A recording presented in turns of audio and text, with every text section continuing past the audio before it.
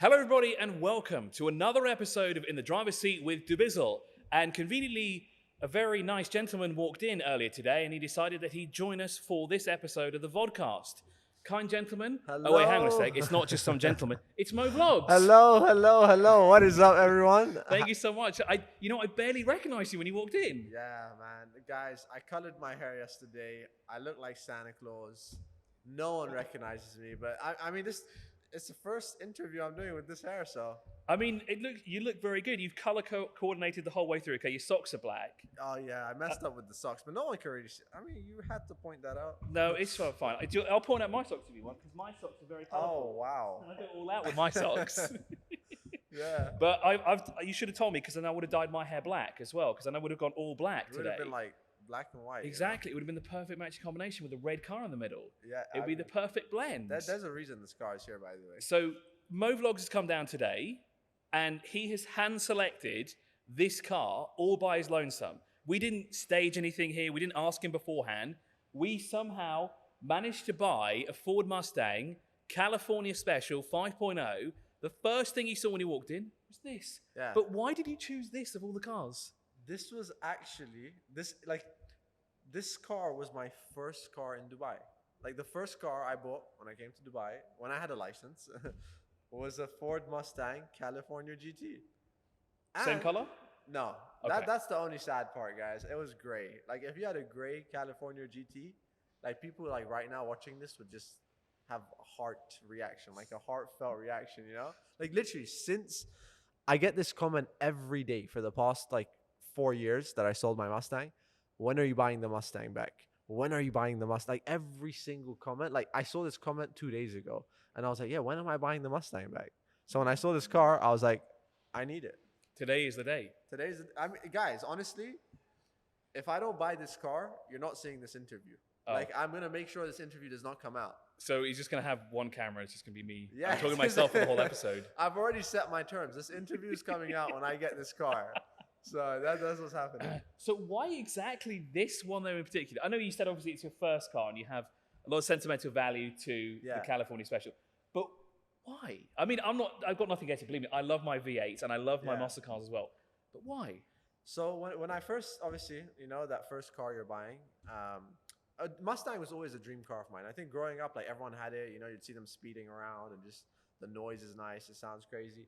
When I first bought it, I mean, I didn't have that much like love for it, you know, like I love the car, but once you have it, like it's your first car, I think you bond with it, you know, and I know like there's people watching now, what you bond with your car. I think there's just something about it, right? So I just fell in love with the car once I owned it, the way it drives, the way it sounds. And Mustangs, if you've ever had one, they're crazy cars. Like they're not like just a car that you drive, like you feel it. Like the car, like not to say that I drift, but it drifts. Like it's I mean the engine's in the front, so the back you have like no weight. So when you take a turn on any road, if you're trying or not, this car is gonna just drift around the corner. Just to put him at ease here, so he said that he has this affection to this car because it was his first car. Mine was a Volvo. Yeah. I know that sounds very exciting. I know people are very excited to hear about Volvos. I had a Volvo V70, and to this day, I still want another one. And my dream car is an 850 T5R in faded yellow. So it looks like the paint's already been destroyed by the summer heat. Wow. And finding one here is impossible. Supposedly, there's one green one in Saudi somewhere, but I've never seen it. No one knows where it is. I could imagine someone at some point will find it. But if it ever pops up for sale, I might have to buy it. But before we started this, you were telling me about dream cars as well. Yeah. So you had two. One of them you've owned, and one of them you kind of had for a while. Yeah. What were they? So I think my two dream cars, one of them is the Ferrari 458. So that was like my first supercar. So I think that's why I also have a love for that car. It was my first supercar. The car also, I mean, it drives amazing, you know? And the other dream car, which I've yet to own, is a Bugatti. Okay. I think everyone, a Bugatti, like it has to be. I see what you mean. So let's just go back to the 458 now. So that was a very impressive piece of kit. I mean, it won international awards many times over for the engine. Yeah. But what made you fall in love with that one? The crazy thing is, before I bought the 458, I used to hate it. I used to think it's an ugly car. Honestly, I used to think it looks like a frog. I don't know, there's something about the lights. I genuinely just thought it looked like a frog, you know? But then everyone, like, so I think everyone was like, no, try it. Drive the car. You're going to love it. You're going to love it, you know? So eventually I was like, all right. My friend had one for sale. It was a Spider, the convertible. And I swear, I drove that car. I was like, you know, like, once you try it, like, I even looked at it differently. Like, it just suddenly looked beautiful.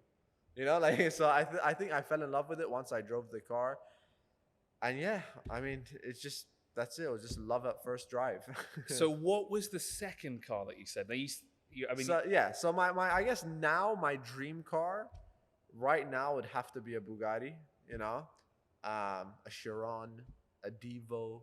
I mean, the most expensive one, why not, right? Yeah, it makes sense. Just go for the best one. Yeah, go all out. Yeah, so right now, I think definitely Bugatti's on the bucket list. So you were telling me that you had one for a while. Someone let you borrow one for a couple of months. Yeah. Talk us through the experience, because that was it's very interesting what you told me about it. Yeah, so basically, my close friend, he had a car showroom, so I bought all my cars from him. And so he would always tell me, like, relax with the cars, right? Because I was young, I was making good money, I was just buying cars. I was like, I want this car next, I want a Lamborghini, I want this. And he was just like, just leave some room to be excited. So at one point, I really wanted a Bugatti. So he had a Bugatti Veyron. So he was like, take the car, enjoy it, drive it for a bit. So he gave me his Bugatti Veyron for like 2 months. And then I had the car, it was in my house, right? So the first day, I mean, if you just got a Bugatti like given to you, the first day it's crazy, right? Like, oh my God. Be over the moon if you got that. I'm in the car, like, playing the song, I woke up in a new Bugatti. Like, I was going crazy. Like, and it's an expensive car. Like, even a used Veyron is like 5 million, right? So I remember first day I get in, play music. I felt like a criminal, right? I was like, yo, I'm 23 years old driving a Bugatti. Like, there's no... So second day, still excited. But then I realized after a few days, like, all right, that's it, you know? You've enjoyed the car for a few days. Like, it's not as exciting. Like, you can't wake up every day and get super excited with the same car, right? So then I realized, you know what? Right now, I don't want to have everything in life. I kind of want to take it one step at a time. Because, like, imagine right now if we had like 50 Chirons right here and you own them. Like, it's going to be cool for the first 2 months. But after that, that's it. You know? It's like, let's say you work here right now. Like, none of the cars here, like, would seem too interesting if you just saw them on rotation every day, right? So, yeah, it sounds crazy saying a Bugatti could get boring, but it probably could. You imagine saying a Bugatti gets boring? Like, I want this lifestyle, please. But it was very interesting what you said about working your way up through basically the car ladder. You know, you start off small, say, for example, with something like a Mustang, and then you work your way up towards supercar territory, hypercar territory, and then whatever comes after hypercars, Chirons, Veyrons, Devos, Rimacs, and all these kind of things. Yeah. So that if you're looking to buy cars and you're looking to attain your dream car, take it in steps. Don't go full blown into it unless you're buying a Volvo, because then there's only one way to go, straight into it. That's it. Yeah. There's no stepping stones for that at all. But this is your first visit to the hub. Yeah. This is the first time you've ever come down to the Bizzle Cars Hub. What do you think about it? I mean, I love cars. So whenever I see a place that has cars, like, that's it, I'm sold. I mean, look, definitely the fact that I saw the Mustang here, like, I love it. That's it. Like, I can't say anything. I just loved it. So if you didn't have this, I don't know. It's a good thing we put it inside them. Guys, I think someone told them that I have a thing for Mustangs, because it was like the first car when I saw, I was like, yo, someone set me up. No, but honestly, the place looks amazing. There's a ton of cool cars. Apart from the Mustang, which I am getting, they've already given it to me, technically, you know. Just need the paperwork to be signed. Yeah, just signing off the paperwork. But apart from the Mustang, there's also a Tesla, which I really like. I mean, I'm a car guy. Like, I think if you leave me here for like another 20 minutes, there's going to be like 10 cars I want to buy. That's good. I mean, we've got another yard. We've got a yard down the road that's got 300 other cars. Really? I think There's definitely a Challenger somewhere in there. There's probably a few other things that might pique your interest. I think we should go. All right, let's do it. Guys, We can go afterwards. We shouldn't even be doing this podcast. We should just do car shopping with Mo. Like 100%, I'm down. Let's do it. guys, I think we should just grab the cameras, leave the podcast. We need a laptop. You've got a laptop. We can just put it in the middle. We can just shop for cars with I want this. You know what? As a kid, I don't know. Like, do you know what Argos is? Yes.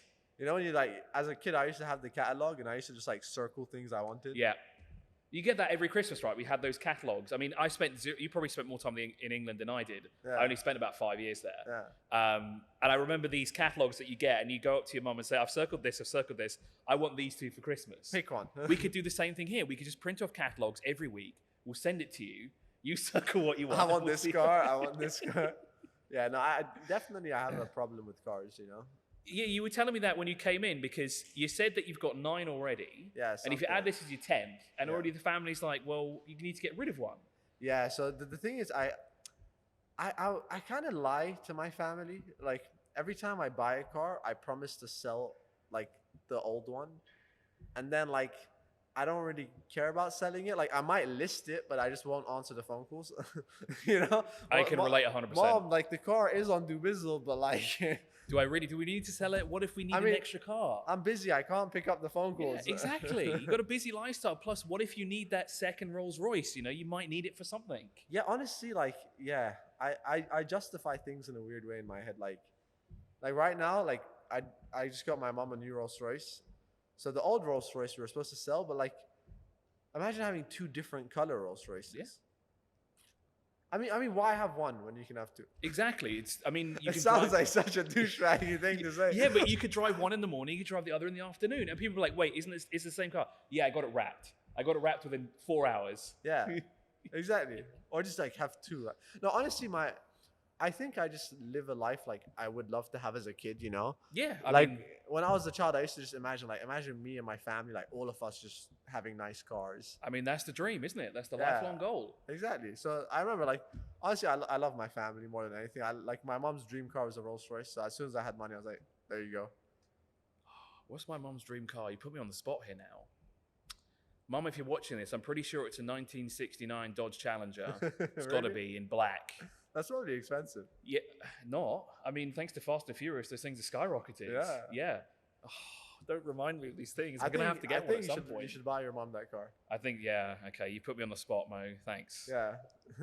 I mean, you're here, so you might as well. Whenever you see that car, just... Yeah, that's true. I mean, I'd honestly like to have one in the garage as well, so I guess it's a win-win on both parts. Yeah, exactly. And the thing is, when your mom has it, I mean, it is your mom's car, but you can still drive it. True. Like, I still take out my mom's car all the time. The other thing I think you should probably like is a salmon pink Cadillac from the 50s as well. But that'd be very difficult to get your hands on. Yeah. Especially here. Because no one likes fun colors like this Mustang. We need more fun colors in this country. You know, like your car collection, it's so exciting, it's so refreshing to see. Yeah, my mom's car is a pink Rolls Royce. See? Perfect. Pink. It's a beautiful color on a car, just on my watch. Yeah, I like that. It's cool. Do you want it as well? You can't have it. After the podcast, I'll take it. I'm just taking everything in mine. So the other thing I wanted to ask you as well is that you've obviously used dubizzle. You said that you've listed your cars for sale on the platform. Yeah. How is your experience with dubizzle as a whole? I mean, honestly, there was a period of time where I was like on it every day. I'm not just saying, like, guys, honestly, I'm not saying it for the podcast. I really, like, I just say it as it is. I think I just used to look at cars every day, you know? Like, I'm pretty sure if you live in Dubai, you've all done that, right? Yeah, 100%. Every single one of us, like, you just go look at cars every single day. But then the problem was I'm very, like, my work is my cars. My addiction is my car. Like, I love, like, everything is cars. So, like, I'll just be on there, like, every day. Like, at one point, I thought I was a car dealer. Like, I'd be looking for good deals. Like, you know, like, oh, this popped up 2 hours ago. Let me quickly call the guy. But yeah, no, I think, yeah, I've always just used it just for cars mainly. And bikes. And sometimes, to be honest, like, I was checking out some apartments with it too. So I've used it for a bunch of things. You were telling me that you started riding bikes now as well. You said you just started really riding around the neighborhood, essentially. Yeah, so I've always wanted a bike, but my mom never let me get a bike. She was like, it's dangerous, you're gonna die, you know, as someone would tell you. But, like, here's the thing. I always have, like, I have a trick. So I told my mom, why don't we all get our bike license? Ah, that's smart. So if they're doing the criminal act with you, it feels less criminal, you know? Okay, I got to do the same thing. So I want to get a heavy duty truck license. So I've got to do the same thing. Yeah, say, Mom, do you want a truck license? Yeah, there we go. Done. Sorted. Yes. Thank you. So I told my mom, imagine like you're my mom and you have a bike. How cool is that, right? I somehow convinced her to like the idea. So me, my mom, and my sister went for bike lessons. Like, could you imagine my mom riding a bike? I'd be pretty badass, to be honest. Yeah, but so we did the bike lessons. I ended up getting my license. She failed. Oh dear. Sounds bad to be laughing at that. So at the end, once I had my license, I think she just didn't want to go anymore. Because like, are you really gonna go to the lessons alone? And like, I think she didn't care to get it. So I managed to get it myself and kind of get her with me on the way, but then she just never got the license. Well, there's always the second time around, right? Yeah, no, I don't think she's getting the license. Oh. I think she gave up. Well, at least you got yours, right? So that's all that matters. Yeah, I remember literally while we were doing like the bike riding course, like I remember she even like crashed into the wall at one point. Oof. Like she wasn't that good at riding. I think she realized, you know what? Maybe I don't need the bike right now. Oh, yeah. I think I remembered vaguely doing the same thing. You kind of misjudge how far you're really gonna roll the throttle, and you kind of go a bit too far, and and then the bike's. I remember doing that once. She went like mine. straight in the wall, like just boom. I was like, oops. So yeah, that's a wrap. But before we go, let's Yeah. get the paperwork done for this, and let's get honestly, you going in the new Mustang. I want to know what's the mileage on the Mustang. How many owners did it have? Like, let's just do it. We've got all that information for you in a minute, but it's time now to wrap this up. Mo, thank you so much for joining us. Thanks so much for having me. And we hope to see you at the hub soon. You're welcome at any time for your car buying needs. We'll make sure that anytime you come, there's a Mustang. Well, if there's a Bugatti, call me. All right, we'll make sure to do that immediately. 458 Bugatti Mustang. This is the trilogy. I'll let the purchasers know that we need those 3 cars ASAP. As soon as possible. Thank you so much, and we'll see you next time. Bye.